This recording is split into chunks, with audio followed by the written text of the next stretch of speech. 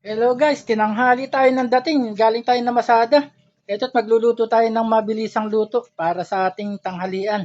O nga pala, ako nga lang pala mag-isa rito sa bahay guys. Kaya ang luluto ko ngayon, mga pagkain talagang bagay na bagay sa akin. Gulay guys. Ginisang dahon ng pechay. Mura kasi yan dito sa amin yan guys. Okay, let's go.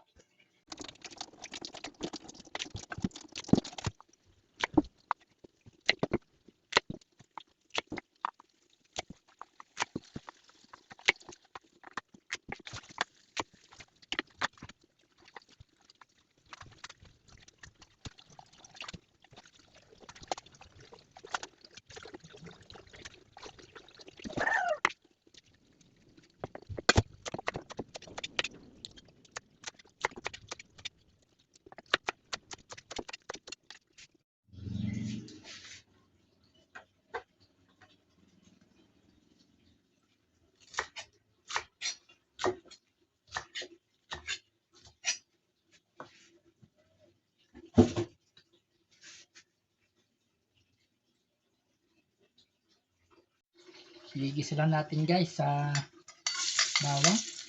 Bawang sibuyas, saka siyempre sibuyas. Yan. Mga simpleng recipe sa mga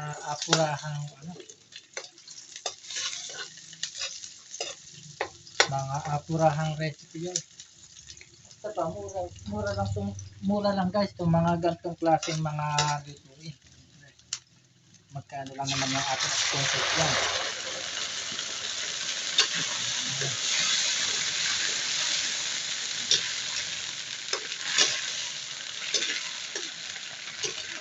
Hindi sila natin sa sardinas kasi yan yung sahog natin guys.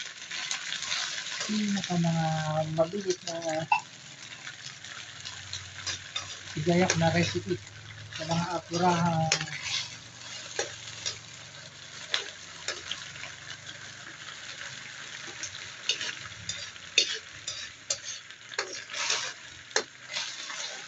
kasi yan guys, kagagaling ko lang mamasada. Siyempre, wala rin kasi yung si Mrs.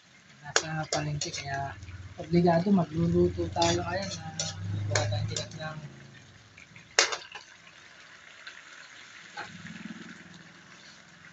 natin na patis para nagdag alat at kukulangin naman yung lasa ng lasa ng sardinas na sinahog natin para sa ating recipe. Tantayin lang natin guys. Alat na ilalagay natin. Hindi naman maka-basic yan. Ayos na. Kaya sa mga pala guys, mura rito yung pechay na yan.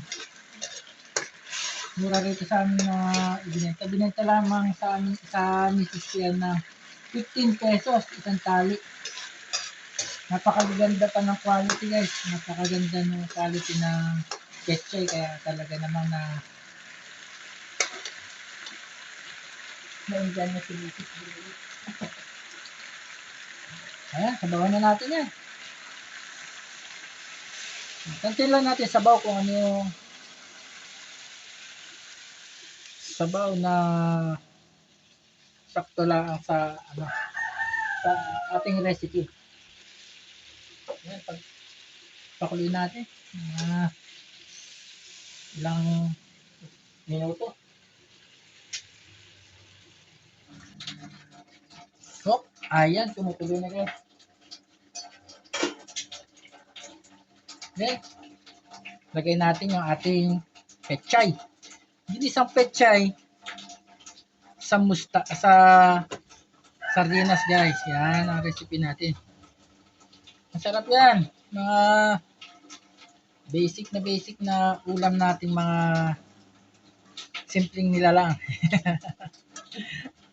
Yan guys ha. Yan. Mix lang natin ng konti para alam mo na, para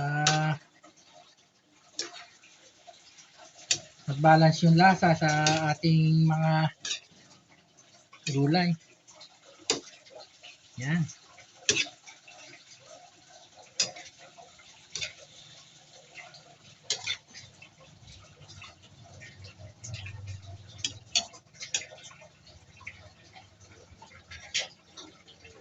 Takpan lang natin saglit.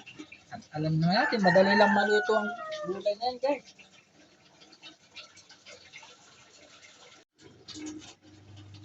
Okay. Wow. Ayos. Ganda ng kulay, guys, oh. Green na green. Fresh na fresh kasi yung mga veggies na ginamit natin. Tignan ko lang. Wow. Amazing, guys. Okay. Dagdagan lang natin ng konting pangpalasa. Yan, oh.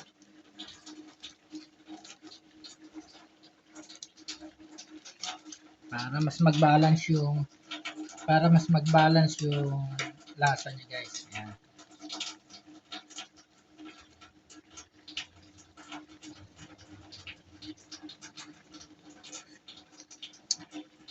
Ayos, guys. Ready to serve.